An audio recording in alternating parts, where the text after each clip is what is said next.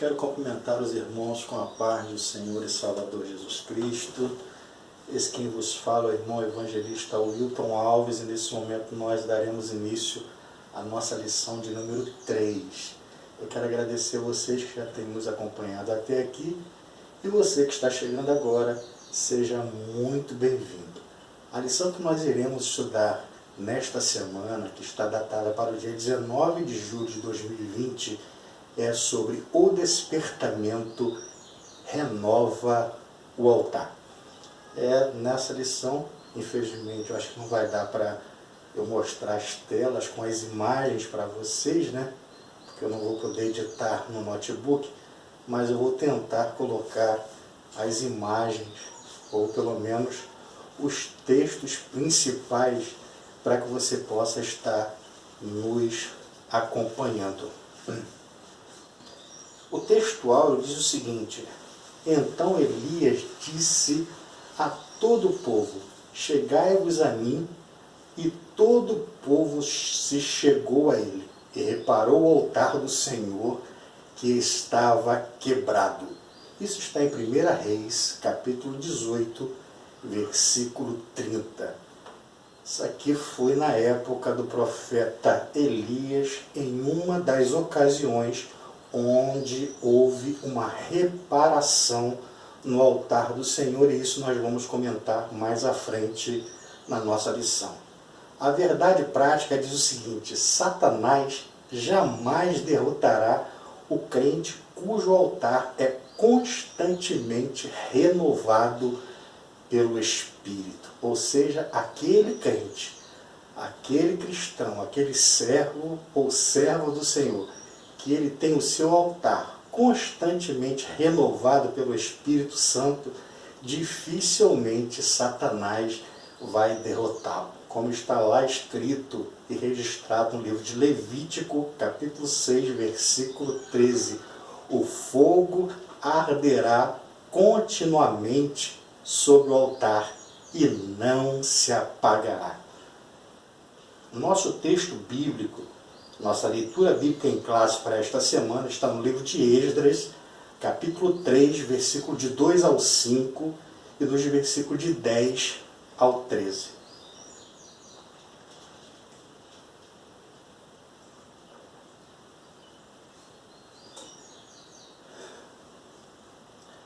Uma pausa aqui para eu beber uma aguinha.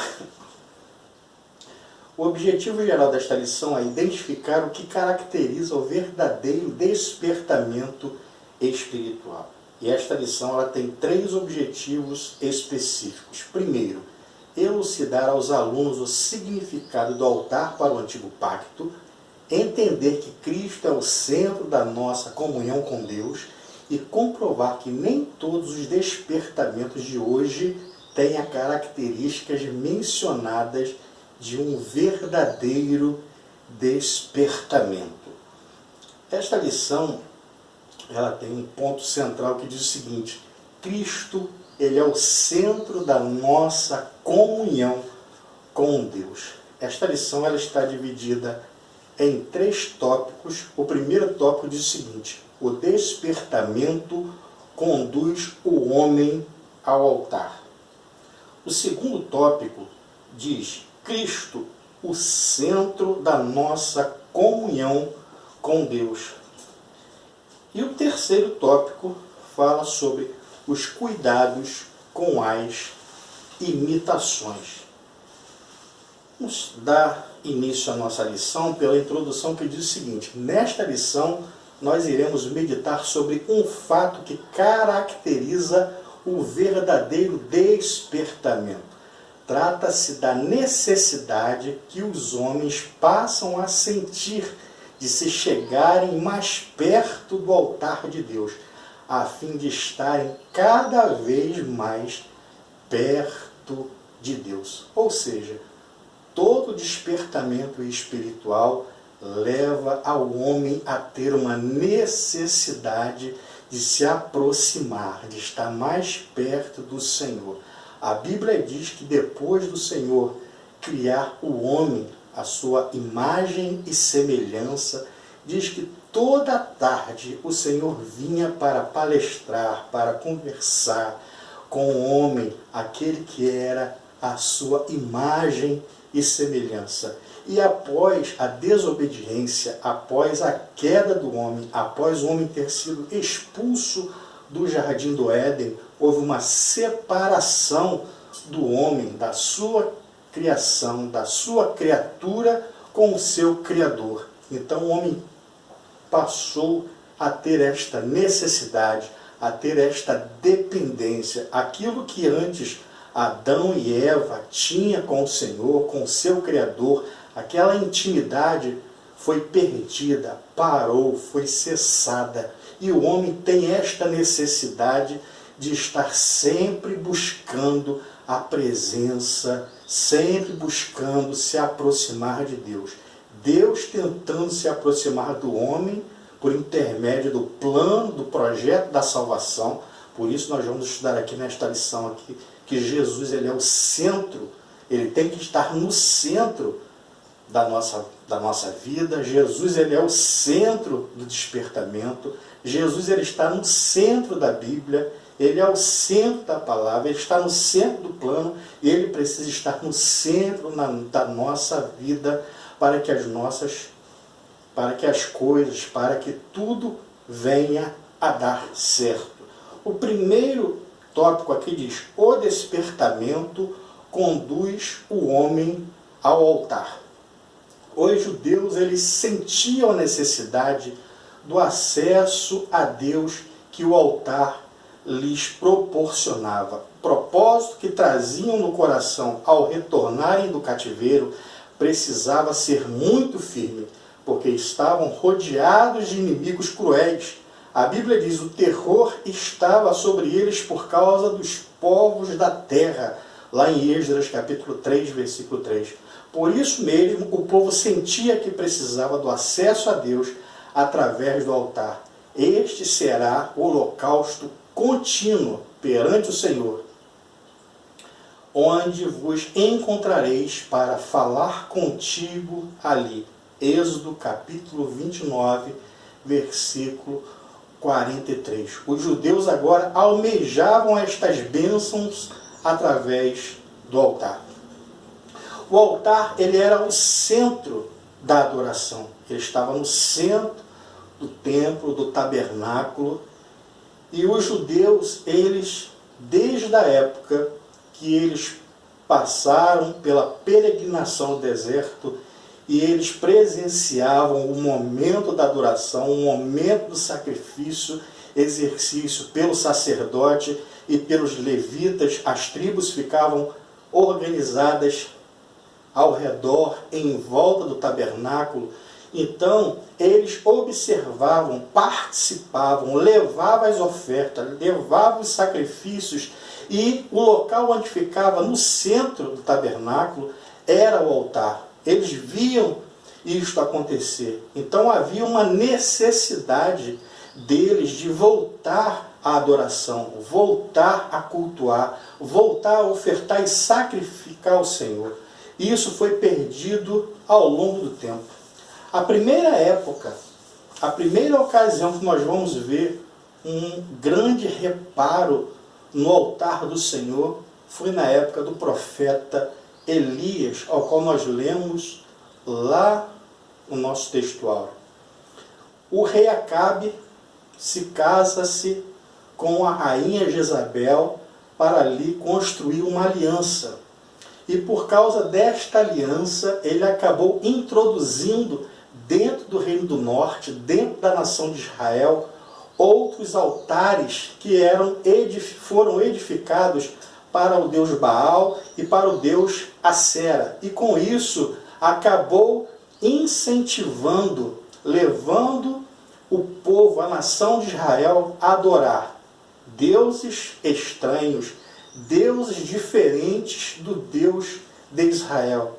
Então ele introduziu 400 profetas de Baal, 450 profetas de Acera, e começou a adoração a outros deuses, com outros ídolos, com falsos sacerdotes e com falsos adoradores. E isso levou a uma ruína. As pessoas pararam de adorar o verdadeiro Deus, pararam de realizar o verdadeiro sacrifício, e com isso ficou esquecido o altar. Então Elias aparece neste cenário, fazendo e promovendo um desafio, não só ao rei Acabe, mas a toda aquela nação que estava vivendo um período de idolatria. E ele vai agora, traz agora esta nação, este povo, e promove um grande despertamento. Mas para isso houve a necessidade de se reparar o altar, de fazer ali um grande sacrifício. O profeta Elias, ele promove ali primeiro o reparo do altar, depois ele começa com o sacrifício, depois ele faz uma grande oração ali, e com isso ele promove a matança dos profetas de Baal e de Acera, e traz de novo a nação de Israel à adoração ao verdadeiro Deus, ao Deus de Israel. E com isso, neste primeiro reparo, nesta primeira reparação do altar do Senhor, na época do profeta Elias, trouxe, em primeiro lugar, trouxe chuva, uma época em que havia uma grande sequidão, onde a nação passou por um período de 3 anos e meio. Agora o profeta repara o altar, promove o sacrifício, ora ao Senhor, e vem a chuva novamente. E com a chuva vem a prosperidade. Então, com este despertamento, o que ocasionou para o profeta Elias, para o seu ministério, para a nação de Israel, foi um momento de chuva. E com isso a terra passou a produzir e passou a haver uma grande prosperidade para a nação de Israel. Em um segundo momento, onde há um reparo, a Bíblia cita, e está aqui na lição, nesse primeiro tópico, onde há um grande reparo do altar, foi na época do rei Ezequias.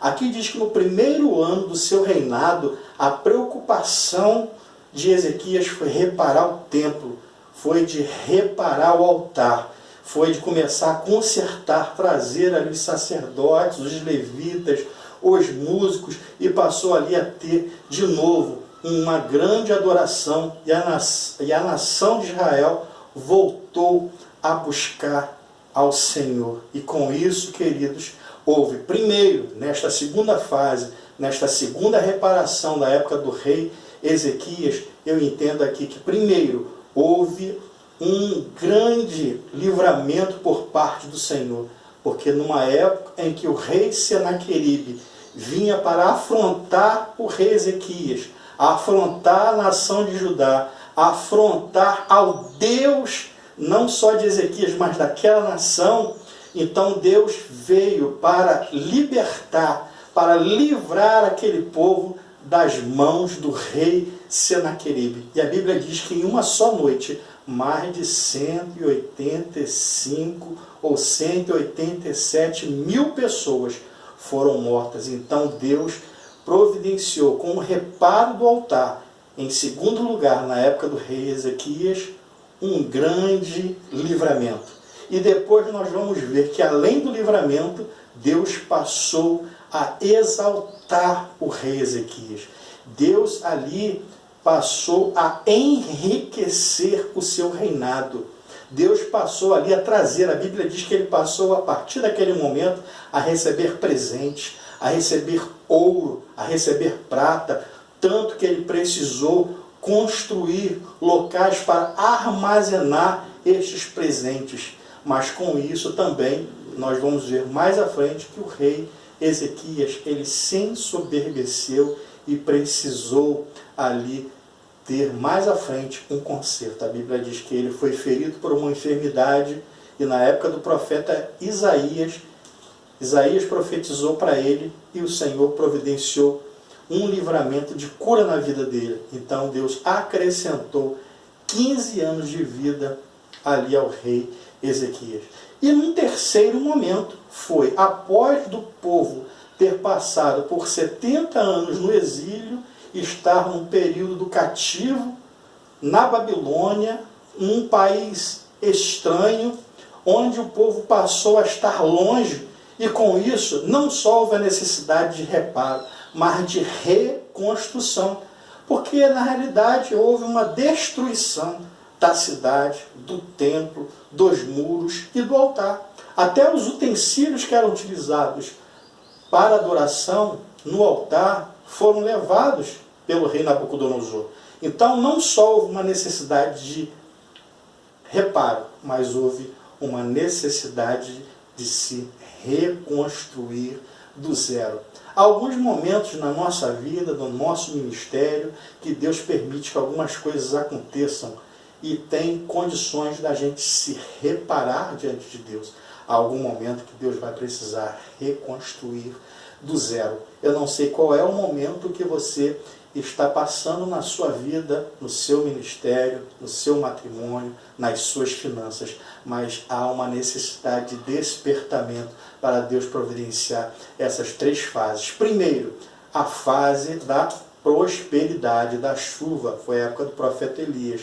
Segundo, a parte foi na época do rei Ezequias, do livramento e das riquezas. Em terceiro lugar, a fase da reconstrução, foi quando o povo retornou para a sua terra, foi quando houve uma necessidade da reconstrução da cidade de Judá, de Jerusalém, dos muros, do templo, e houve uma necessidade da reconstrução do altar do Senhor.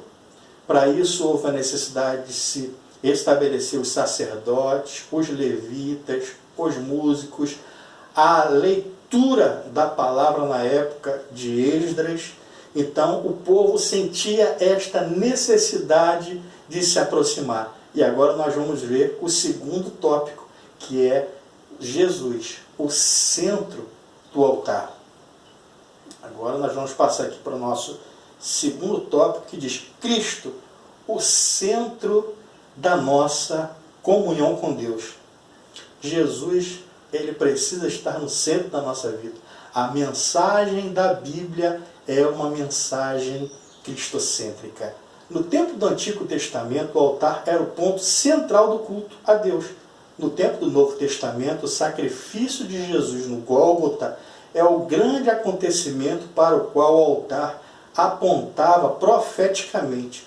Paulo escreveu à igreja em Coríntio: primeiramente vos entreguei o que também recebi, que Cristo morreu por nossos pecados, segundo as Escrituras. Isso está em 1 Coríntios, capítulo 15, versículo 3. E aqui nós vamos ver que a Trindade, ela participou deste momento. Alguns costumam dizer que Deus ele vira as costas para Jesus quando ele está no momento de crucificação, quando ele está no Gólgota, mas na realidade houve todo um planejamento. A Trindade estava na criação. O Deus Pai, ele criou, planejou e desde a fundação do mundo enviar o seu Filho Jesus Cristo para morrer em prol de toda a humanidade. A Bíblia diz que Deus amou o mundo de tal maneira que deu o seu Filho unigênito para que todo aquele que nele crê não pereça, mas tenha a vida eterna. O Filho aceitou a proposta do Pai, o plano, o projeto de salvação do Pai, e veio, se despiu da sua glória, cumpriu o seu ministério terreno, foi julgado, condenado, morreu na cruz do Calvário, e chegou o momento dele dizer, Telestai, ou seja, está tudo consumado, está pago. Ou seja, ele morreu como um grande sacrifício no centro ali. O Gólgota passou a ser ali o centro, o grande altar, o grande sacrifício, o único sacrifício por todos em nosso favor. Jesus ele morreu em nosso favor para que nós voltássemos de novo. Assim como Adão e Eva, o homem tinha um contato diariamente com Deus lá no Jardim do Éden, agora por intermédio de Jesus Cristo nós temos esse acesso ao Pai. Diz que no exato momento onde ele morreu, na cruz do Calvário, no Gólgota, foi-se rasgado o véu do templo de alto até abaixo. Ou seja, a separação acabou. O homem agora passou a ter acesso ao lugar santíssimo, ao lugar santo dos santos. E o Espírito Santo, ele também faz parte da Trindade e também faz parte deste plano da salvação. A Bíblia diz: não vos deixarei órfãos, eu enviarei o outro Consolador. Nós estamos passando por um período do tempo da graça, ou a dispensação da graça, o período onde o Espírito Santo, a partir do momento da ressurreição e ascensão de Jesus Cristo ao céu, ao trono de glória, passamos a ter o ministério do Espírito Santo aqui na terra, que começou no dia de Pentecostes e permeia no meio da igreja, nos incentivando, nos motivando a cada dia ter uma busca ao Senhor, a uma aproximação a Deus, para que a gente possa ter sempre o nosso altar renovado. E o terceiro ponto da lição, que diz o seguinte: precisamos ter cuidado com as imitações. Alguns dizem que nem todos os despertamentos de hoje têm as características que são mencionadas nesta lição. Concordamos plenamente. Já no tempo dos apóstolos havia movimentos que realmente tinham algumas aparências de sabedoria, em devoção voluntária, humildade e em disciplina com o corpo, mas não são de valor algum, senão para a satisfação da carne. Também em nossos dias aparecem movimentos que são imitações baratas dos verdadeiros despertamentos. Muitos desses movimentos empregam técnicas avançadas de dominações psicológicas. Estes avivalistas ou especialistas sabem, com suas técnicas, dominar o auditório e podem fazer o público rir, chorar, jubilar, pular, bater palmas, etc. Sabe até imitar o batismo com o Espírito Santo, ensinando o povo a falar em línguas. São, porém, experiências sem nenhum poder e sem a menor reverência. Aqui mais à frente vai dizer que esses movimentos fazem reuniões como shows, apresentações de cantores evangélicos. Nesses shows dominam aplausos, vaias, gritos, assobios, bebidas alcoólicas, jovens dançando e se requebrando de modo até mesmo sensual, enquanto os hinos estão sendo entoados. Cuidado! Este tipo de imitação pode fazer com que a glória de Deus se afaste. Queridos, a gente precisa ter cuidado. Todo despertamento espiritual, aqui diz que levou a um reparo do altar. Cristo, ele tem que estar no centro do altar. Tem que estar nós precisamos estar centrados na palavra do Senhor. Então, todo tipo de modismos e movimentos, nós precisamos ter todo tipo de cautelas, porque a Bíblia diz que nos últimos tempos haveriam tempos trabalhosos e que haveria falsos doutores e falsos mestres e que as pessoas teriam comichão nos ouvidos e queriam ouvir segundo as suas próprias necessidades, segundo as suas próprias concupiscências. Mas o verdadeiro despertamento, a gente precisa ter o devido cuidado, que tem que nos levar a uma contrição, a um arrependimento, a um retorno, a busca verdadeira pela presença do Senhor em nossas vidas. Há pessoas que adoram perfeitamente, e isso, queridos, não é errado. A Bíblia diz que em certa ocasião o rei Saul ele estava sendo dominado por um espírito mau. Então ele foi aconselhado a buscar um músico para que tocasse para ele, enquanto o espírito mal vinha sobre a sua vida. Mas a Bíblia diz que quando ele buscou um músico, ele buscou alguém que sabia tocar bem. Esta pessoa era Davi, que mais à frente vai ser o seu sucessor. Então, não é nada de errado ver bons músicos, bons cantores, bons pregadores, pessoas que são usadas por Deus de uma forma eloquente e sobrenatural, da forma como era o apóstolo Paulo, Pedro, que pregava e ganhava, conseguia atrair multidão. Mas a gente precisa ter cuidado com certo tipo de movimentos para a gente não cair no engano. Tá ok, meus queridos?